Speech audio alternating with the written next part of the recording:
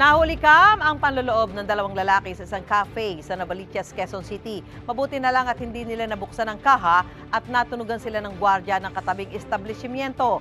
Laging una ka sa balita ni James Agustin, exclusive.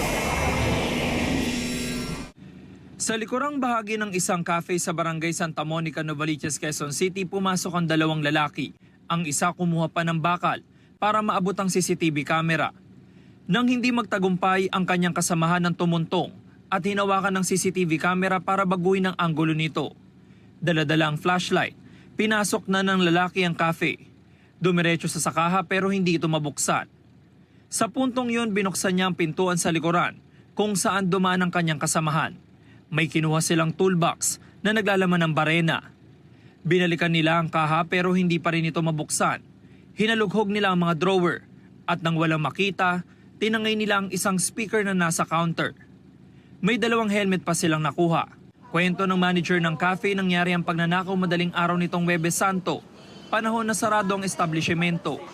Kakaalis lang daw nila noon ng mga staff patungong outing sa Zambales. Tinawagan lang daw siya ng may-ari kaya nila nadiskubre ang pagnanakaw. Na-sensor po nung CCTV na meron pa pong tao sa loob. So madilim na po kasi yun kaya po nasi-sensor nila kung may ibang tao po nakakapasok. Then po, dito po sila pumasok, dito sa side na to. Binaklas po nila yung nakapako po dito na plywood or hardiplex po yun dito sa gilid eh. May mga nakapansin daw sa dalawang salarin kaya agad silang tumakas. Naiwan nila ang mga ninakaw na mga helmet at speaker, maging ang sombrero na suot ng isang salarin. Nakita po nung nasa tapat na caretaker po, then po yung gwardiya po sa katabing establishment po namin, nailawan po sila. Kaya po, nung nasitsitan po, nagsitakbuhan po sila. Tumalon po sila dun po sa pader. Ang tanging natangay ng mga salarin ay ang barena na laman ng toolbox. Buti na lang daw hindi nabuksan ang kaha na naglalaman na mahigit 2,000 pisong kita ng cafe. Nai-report na ang krimen sa barangay at pulisya na nagsasagawa ng follow-up operation para matukoy at madakip ang mga salari. Ito ang unang balita.